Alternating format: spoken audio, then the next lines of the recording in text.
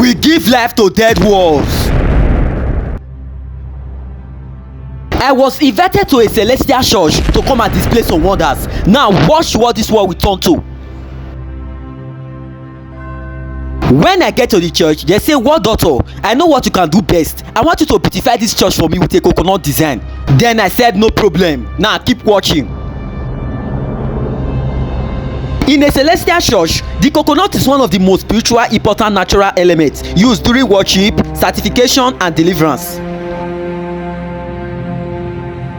Now let me break down its artistic meaning based on the celestial church. The coconut is split into two, symbolizing the opening of heaven's blessing, the release of spiritual power and purity, God's grace pouring out freely, just as a coconut water flows out in a cleansing stream. The flowing water represents spiritual cleansing, renewal and divine worship, central themes in a celestial worship. Now take a look at the doves. The doves are universal Christian symbol of the Holy Spirit. In celestial church, they signify peace, divine presence and spiritual message and purity.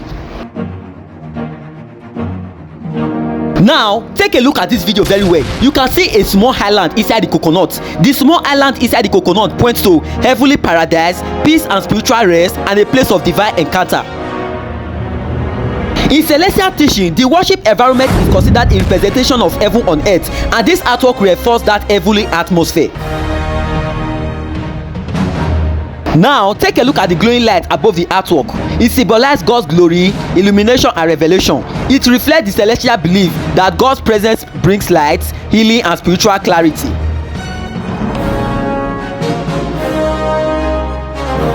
Now take a look at the splashing water from the coconut. The water is a major spiritual symbol in celestial church. It's used for sanctification, represent cleansing from impurity, signify the flow of divine grace, which symbolize overflow blessing, deliverance, divine renewal for worshippers.